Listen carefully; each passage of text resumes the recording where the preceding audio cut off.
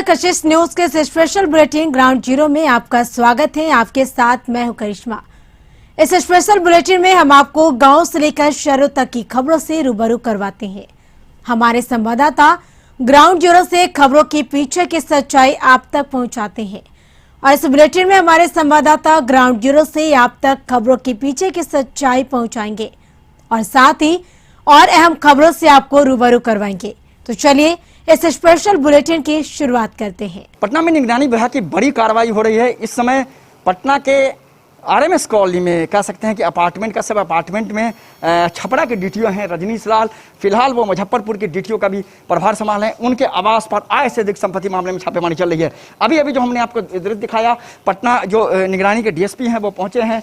कह सकते हैं कि यहाँ रुपये गिनने की मशीन लेकर, जो मेरे पास जानकारी वो जानकारी यह है कि लगभग 40-45 लाख रुपए से ज़्यादा रुपये यहाँ बरामद किए गए हैं और फिलहाल कह सकते हैं कि मशीनों को यहाँ लाया गया है और फिलहाल रुपये गिनने का काम अभी किया जा रहा है। इस समय ये लाइव तस्वीर हम आपको दिखा रहे हैं कशिश न्यूज पे। आप देखिए, निगरानी विभाग की एक बहुत बड़ी कार्रवाई इस समय चल रही है डीटीओ के आवास पर। यह डीटीओ का आवास आरएमएस कॉलोनी में है और आरएमएस कॉलोनी में कह सकते हैं कसब अपार्टमेंट में ये पूरी कार्रवाई चल रही है और फिलहाल इस पूरी कार्रवाई में निगरानी की टीम के कई अधिकारियों को लगाया गया है।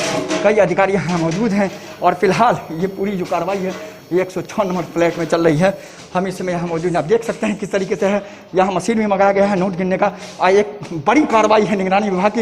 ये 104 नंबर फ्लैट हम आपको दिखाना चाह रहे हैं। देखिए किस तरीके से पूरा 106 नंबर फ्लैट है। ये देखिए पूरा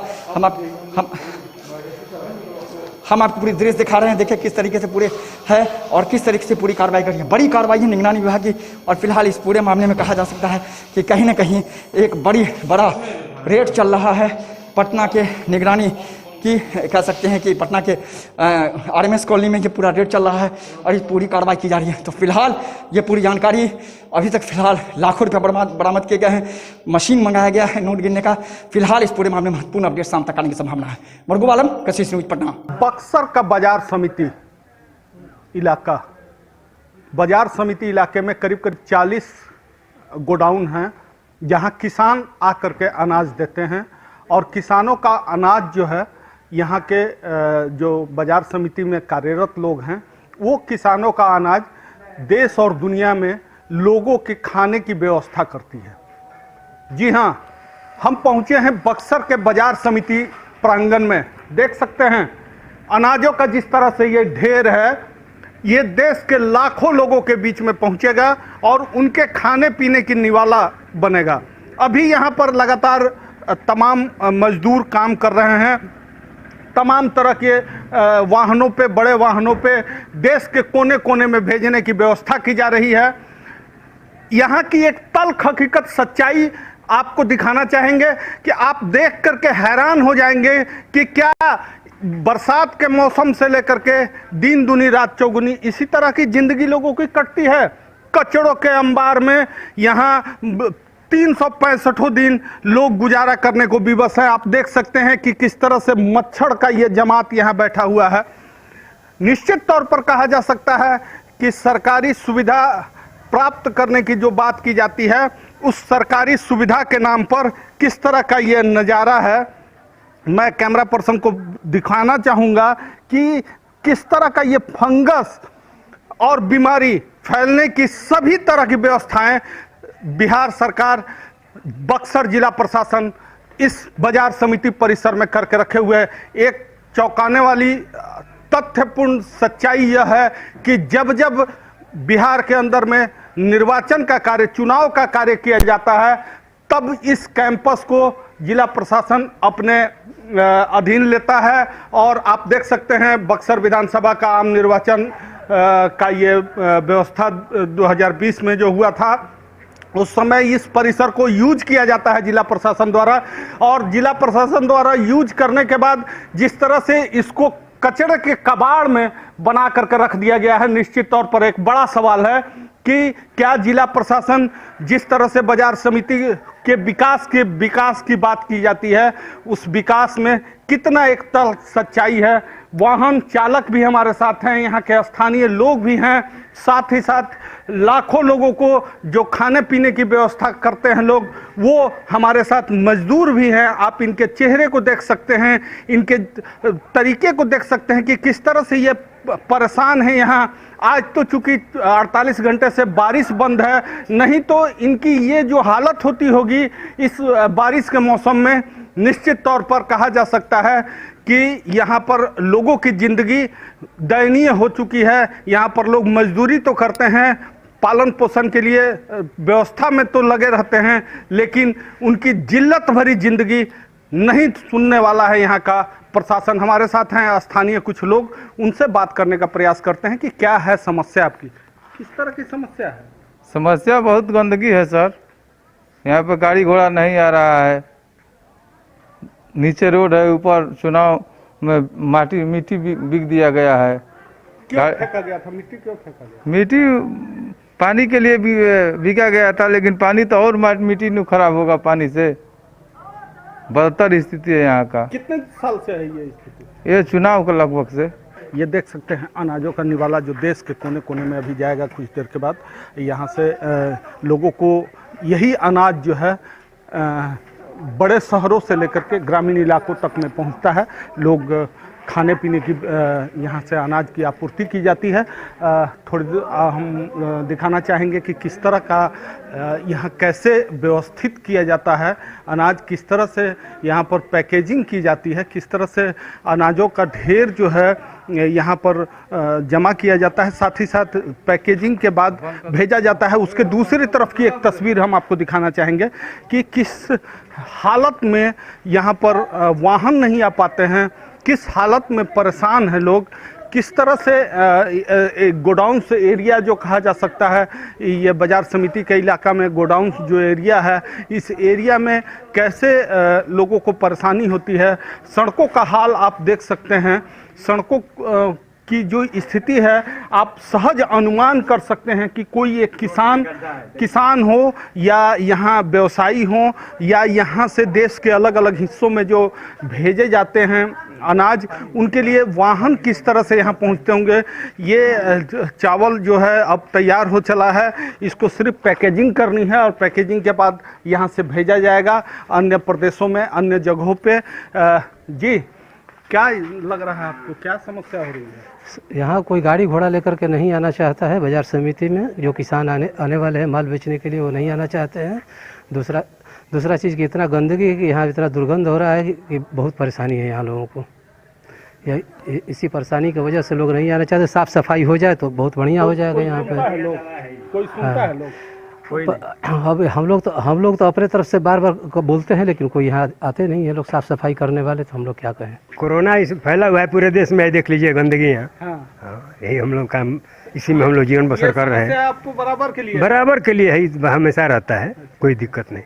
यहाँ लोगों को साहब लोग आते हैं, उन लोगों को कोई परेशानी नहीं है। वो लोग तो बस आए उधर से चले जाएंगे, क्या दिक्कत है उन लोगों को। सड़क थी, सड़क पर मिट्टी फेंकवा दिया गया, उन लोगों को क्या दिक्कत है। चुनाव में दिक्कत उन लोगों को नहीं हुआ, आ गए मिट्टी पर बढ़िया से, अब चले गए। देख लीजिए स्थिति क्या है। तो ये समस्या आपके साथ जो आई है, तो इसको लेकर के आप लोग कई बार कहा गया प्रशासनिक पदाधिकारी लोगों से, जो कई बार लोग आते हैं, कहा गया कि सर इसको देखा जाए, साफ कराए। हाँ हो जाएगा कहकर चल दिया, हो गया। सरकार को राजस्व भी आप लोग देते हैं? राजस्व हम लोग के यहाँ, मान लीजिए हम लोग का टैक्स तो नहीं है। टैक्स तो सरकार, केंद्र सरकार फ्री कर दिया है, तो टैक्स तो नहीं। पहले बाजार समिति था तो 1% टैक्स था, अब नहीं है। तो शेड वगैरह का पैसा तो किराया तो लगता है। कितना किराया देता है? किराया 1200 कुछ रुपया ना है जी। हाँ, सरकार वसूलती है किराया, लेकिन सुविधा के नाम पर आपके सामने है कि क्या स्थिति है। लोग कितने तंगो तबाह स्थिति में देश के कोने कोने में लोगों को आने जाने का खाने पीने की सामग्री भेजते हैं, उनको किस तरह की ये परेशानी है। एक बानगी सच आप देख सकते हैं कशिश न्यूज़ पे, जिस तरह से ये अभी बाजार समिति परिसर बक्सर में 40 से 45 दुकान है, करीब 200 से ऊपर यहाँ लगातार जो मजदूर हैं या कर्मचारी हैं जो कार्यरत हैं, वो 24/7 जिल्लत भरी जिंदगी जीने को विवश हैं। बबलू उपाध्याय, कशिश न्यूज़, बक्सर। मनिया ओपी थाना क्षेत्र के गांव में एक महादलित नाबालिग युवती के साथ दुष्कर्म की घटना घटी है। घटना कल देर शाम की बताई जा रही है। बताया जाता है कि दुष्कर्म के बाद से युवती की हालत अत्यंत ही दयनीय है, जिसे उसके परिजनों ने खुटाना पीएचसी में भर्ती कराया। खुटाना पीएचसी के चिकित्सकों ने हालत गंभीर देखते हुए उसे मधुबनी सदर हॉस्पिटल में रेफर कर दिया। इसके बाद से युवती की हालत चिंताजनक बनी हुई है। जहां तक आरोपी की बात है, आरोपी काफी दबंग बताया जा रहा है, जिसकी गिरफ्तारी अब तक नहीं होने की जानकारी मिल रही है। आरोपी एक गाँव का ही माफिया नवीन यादव का ड्राइवर बताया जा रहा है। आरोपी की गिरफ्तारी को लेकर के गांव में काफी आक्रोश है कि जल्द से जल्द उसकी गिरफ्तारी होनी चाहिए, क्योंकि पीड़ित काफी गरीब परिवार से आती है। पीड़ित के पिता की माने तो वह सक्षम नहीं है अपनी पुत्री का इलाज कराने के लिए। उसके पास इतने पैसे नहीं है कि जिससे कि वह अपने पुत्री का अच्छा से अच्छा इलाज करा सके। विमल यादव नाम बताया जा रहा है आरोपी का। अब तक आरोपी पुलिस की पकड़ से बाहर है। इसको लेकर के स्थानीय लोगों में काफी आक्रोश है। इस वक्त हम खुटौना प्रखंड के एक जगह पर हैं, जहां जो लोग हैं, समाजसेवी हैं, जो ग्रामीण हैं, उनका आक्रोश देखिए किस तरह है और क्या सोचते हैं इस दुष्कर्म की घटना को लेकर के। बताइएगा भैया, क्या घटना को लेकर के आप सोचते हैं जो घटना घटी है? ललवनिया थाना ओपी के अंदर में अभी जो घटना हुआ है दलितों के साथ, उस दलितों पे सीधा अत्याचार हो गया है।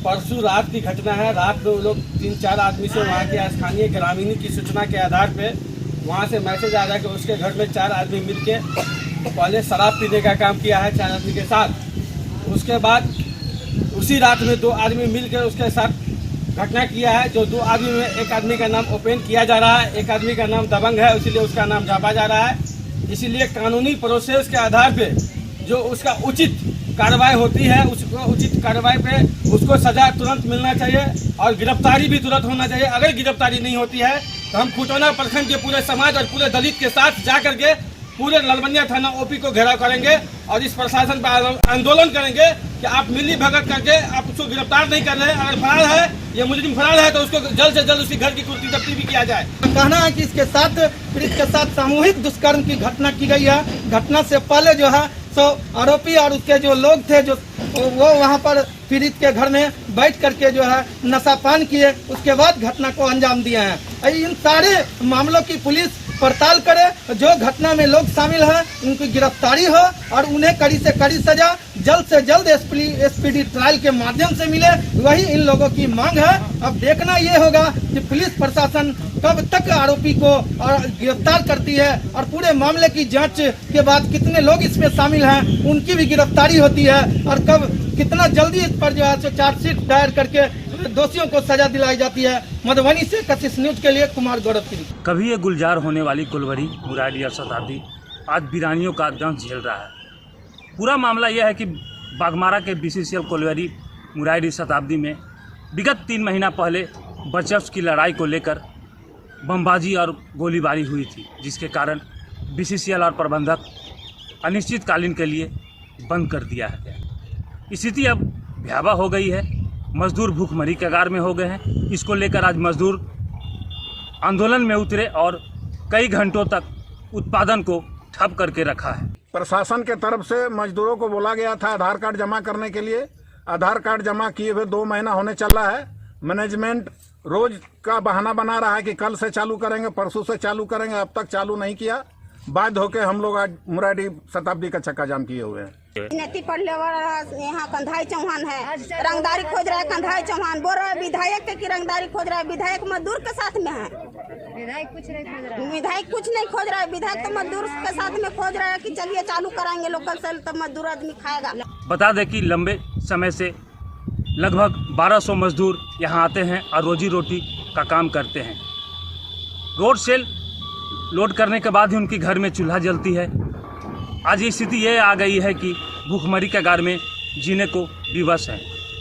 कहीं लॉकडाउन के कारण इन्हें काम भी नहीं मिलती है, जिसके कारण और विवश हो चुके हैं। अंततः इन्होंने आज पूरे मुरारी और शताब्दी का उत्पादन को ठप कर दिया है और आगे यदि बीसीसीएल जल्द ही चालू नहीं करती है तो अनिश्चितकालीन के लिए धरना पर भी बैठ सकते हैं। कशिश के लिए बाघमारा से सुधीर सिंह। फिलहाल रुकते हैं एक छोटे से ब्रेक के लिए। ब्रेक के बाद भी ग्राउंड जीरो से हमारी एक खास रिपोर्ट जारी रहेगी। इसके बाद आपका स्वागत है। ग्राउंड जीरो से खबरों के सिलसिले को आगे बढ़ाते हैं और वो खबर जो आम लोगों से जुड़ी हुई है, जिसका आम लोगों के जनजीवन पर खासा प्रभाव पड़ रहा है। तो देखिए ये खास खबर। कोरोना संक्रमण से देश में जिस तरीके से हालात बने, पूरे राज्य में, उसमें बिहार भी शामिल था, हालात काफ़ी ख़राब हुए और स्थिति काफ़ी ख़राब हुई। और लगातार लॉकडाउन के दौरान कई लोगों की नौकरी चली गई, लगातार लोग परेशान रहे। बिहार में बेरोजगारी को लेकर के लगातार नेता प्रतिपक्ष के साथ सभी विरोधी दल लगातार सरकार को निशाना पर लिए हुए हैं और सरकार से तरह तरह के सवाल पूछ रहे हैं। कहा जा रहा है कि बेरोजगारी भरमार है और सरकार कुछ नहीं कर पा रही है, लेकिन बेरोजगारों के लिए एक बड़ी खुशखबरी हम आपको देने जा रहे हैं। सरकार ने हर विभाग में पिटारा खोल दिया है नियोजन का। अगर विभाग की बात करें तो स्वास्थ्य विभाग में तो पिटारा खोला ही गया है। साथ ही साथ हमारी जो बातचीत हुई है, ग्रामीण कार्य विभाग में एक बड़ा कह सकते हैं कि अपॉइंटमेंट होने जा रहा है। ग्रामीण कार्य विभाग के मंत्री ने कशिश न्यूज को ये बताया कि अगले मार्च तक, इस माने जुलाई से लेकर अगले मार्च तक 20,000 लोगों को नौकरी दी जाएगी। उसमें इंजीनियर हैं, जूनियर इंजीनियर हैं, टेक्निकल के लोग हैं, उसमें अमीन हैं। इस पूरे मामले में विभाग ने तैयारी कर ली है और कई तरीके से लगातार विज्ञापन निकाला जा रहा है। ग्रामीण कार्य विभाग में अभी कई एक तरह की बहाली होने जा रही है। जूनियर इंजीनियर से लेके एसडीओ से लेके अमीन इत्यादि और भी कई एक लोगों की बहाली होने जा रही है।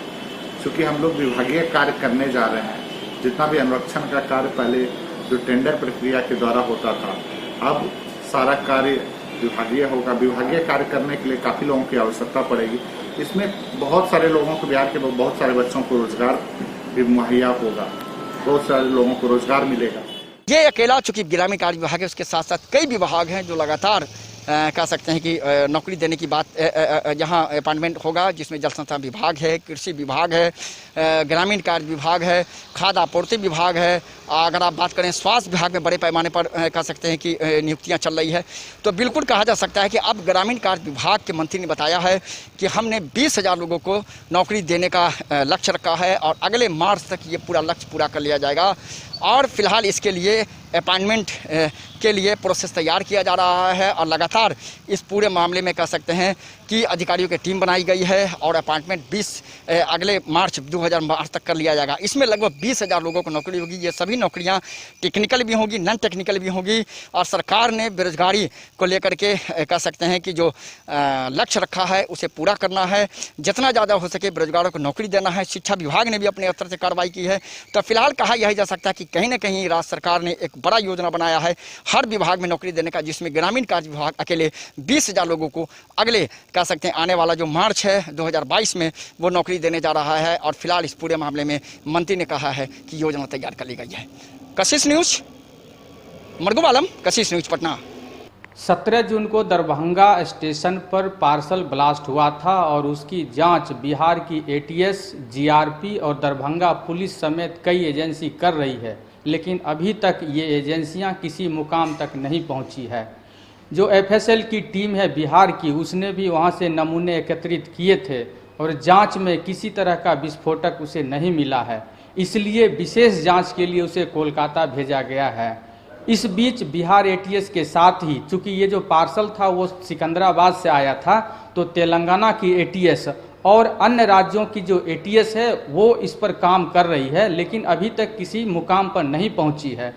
इस बीच इस जांच को लेकर कई तरह के सवाल भी उठ रहे हैं और भाजपा के जो स्थानीय विधायक हैं संजय सरावगी, उन्होंने अभी वर्तमान जो जांच है उस पर किसी तरह का सवाल तो नहीं उठाया है, लेकिन उन्होंने बेहतर जांच के लिए एनआईए जांच की मांग केंद्र सरकार से की है। उन्होंने कहा है कि पिछले साल भी दरभंगा में एक ब्लास्ट हुआ था जिसकी जांच एनआईए से उन्होंने कराने की मांग की थी, लेकिन वो जांच स्थानीय बिहार राज्य की पुलिस ने की, लेकिन उसमें अभी तक किसी तरह का मुकाम नहीं मिला है, कोई सफलता नहीं मिली है। आपको बताते चलें कि बिहार आतंकियों के लिए सेफ जोन रहा है और वर्ष 2000 से ही यहाँ आतंकियों की गिरफ्तारी शुरू हो गई थी। सबसे पहले 2000 में नेपाल की सीमा से सटे सीतामढ़ी से हिजबुल मुजाहिदीन के 2 आतंकी को गिरफ्तार किया गया था। उसके बाद 2006 में मधुबनी से मोहम्मद जमाल नाम के शख्स की गिरफ्तारी हुई थी, जिसका नाम मुंबई लोकल ट्रेन बम धमाके में था। 2008 में ही मधुबनी से सबाउद्दीन नाम शख्स की गिरफ्तारी हुई थी। इसके साथ ही वर्ष 2012 में दरभंगा के शिवधारा से कपिल अहमद की गिरफ्तारी हुई थी। 2013 में इंडियन मुजाहिदीन के सरगना की गिरफ्तारी नेपाल के बॉर्डर से हुई थी। इसके साथ ही जो गया का इलाका है, महाबोधि मंदिर में भी ब्लास्ट हुआ था और पटना के गांधी मैदान में भी ब्लास्ट हुआ था। उस मामले में भी कई गिरफ्तारी हुई थी। गया से अहमदाबाद में जो ब्लास्ट हुआ था 2008 में तौसीफ खान, उसकी गिरफ्तारी 2018 में गया से की गई थी।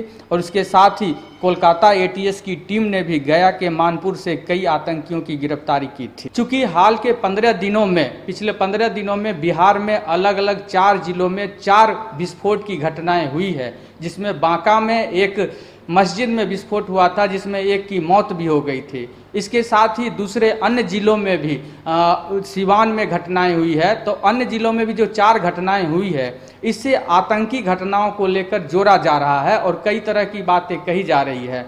अब देखना है कि जो दरभंगा में ये ब्लास्ट हुआ है उसकी जांच बिहार की एटीएस कब तक पूरा करती है और किस मुकाम तक पहुंचती है, या फिर इस जांच को भी एनआईए को सौंपा जाता है। क्योंकि जो बांका में मस्जिद में ब्लास्ट हुआ था उसकी जांच एनआईए कर रही है और जो भी बड़ी आतंकी घटना होती है उसकी जांच एनआईए करती है। अरुण चौरसिया, कशिश न्यूज, पटना। कोरोना के इस लॉकडाउन में भगवान की जो यात्रा होती है जगन्नाथ जी का, उस पर तो असर पड़ेगा ही, क्योंकि 2020 हम लोग देख चुके हैं कि भगवान भी लॉकडाउन में लॉक हो गए थे। लेकिन 2021 में इस बार जल यात्रा आज निकाला गया है। भगवान को आज नहलाया जाएगा और यहाँ सीमित लोग इस कार्यक्रम में भाग लिए हैं। मुख्य रूप से जगन्नाथ मंदिर के जो पुजारी हैं और कमेटी के लोग हैं और कुछ गिने चुने जो श्रद्धालु हैं, उनके द्वारा इस जल यात्रा में योगदान दिया है।